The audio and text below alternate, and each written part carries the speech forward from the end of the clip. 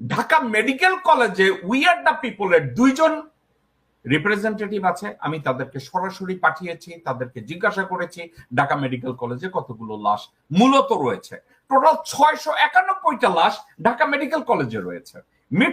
Mitford হসপিটালে আমাকে কেউ বলেছে ওখানে নাকি 450টা ডেড বডি রয়েছে। ওখানকার কর্মরত একজন ডাক্তার, যার সাথে আমি নিজে কথা বলেছি, তাকে আমি বলেছি যে আপনার ওখানে 450টা ডেড বডি আছে, এটা কি আপনি অ্যাকনলেজ করেন? বলছে আপনি এখানে 450টা ডেড বডির কথা বলছেন, আমার মর্গে আর জায়গা নেই, আমি ডেড বডি রাখতে পারতেছি না। তো আমি বললাম ওখানে আনুমানিক কয়টা ডেড বডি হতে পারে? তারা বলছে একটা বক্সের ভিতরে তারা 2-3টা করে ডেড বডি ঢুকাইছে।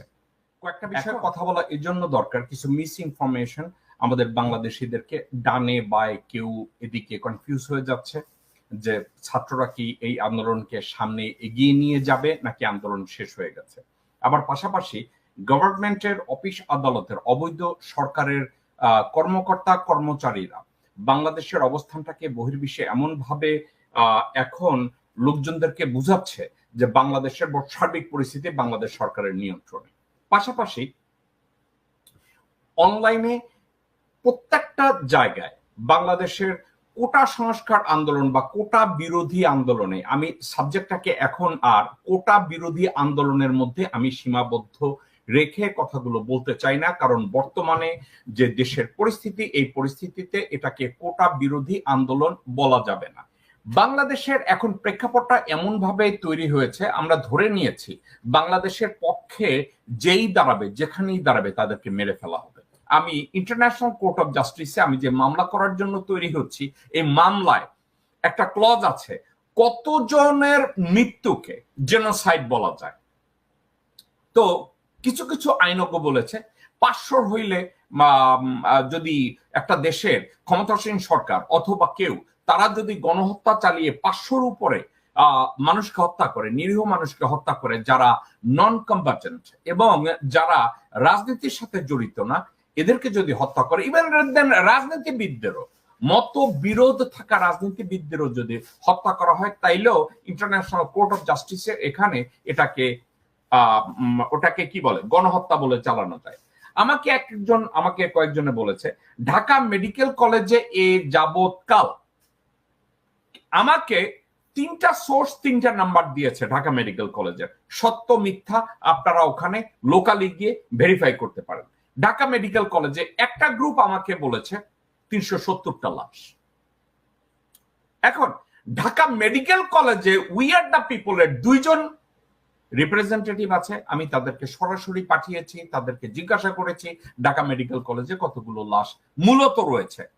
এখন বাহির থেকে যে তথ্য এসে এখানে বলেছে 370, কিন্তু আমার রিপ্রেজেন্টেটিভরা আমাকে বলেছে টোটাল 691টা লাশ ঢাকা মেডিকেল কলেজে রয়েছে।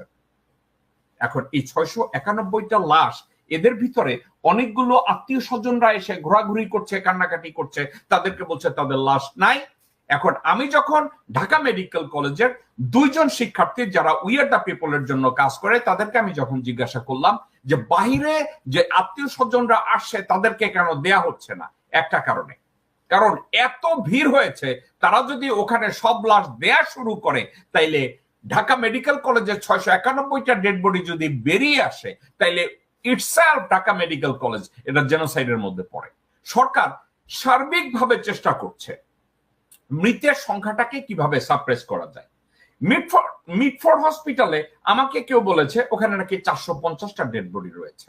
এখন মিটফোর্ড হসপিটালে 450টা ডেড বডির কথা ওখানে জানা থাকলে, ওখানকার কর্মরত একজন ডাক্তার, যার সাথে আমি নিজে কথা বলেছি, তাকে আমি বলেছি যে আপনার ওখানে 450টা ডেড বডি আছে, এটা কি আপনি অ্যাকনলেজ করেন?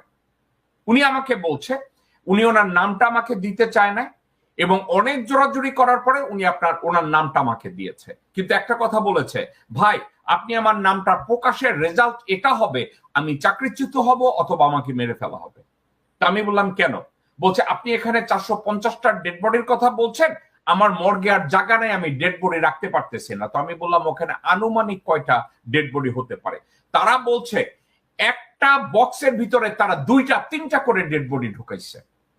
এখন আমি বলছি প্ল্যান কি? তারা এটাকে আত্মীয় স্বজনদের কাছে কি ডেড বডি গুলো দিবে, নাকি তারা গণকবর দিবে, নাকি পুড়িয়ে ফেলবে?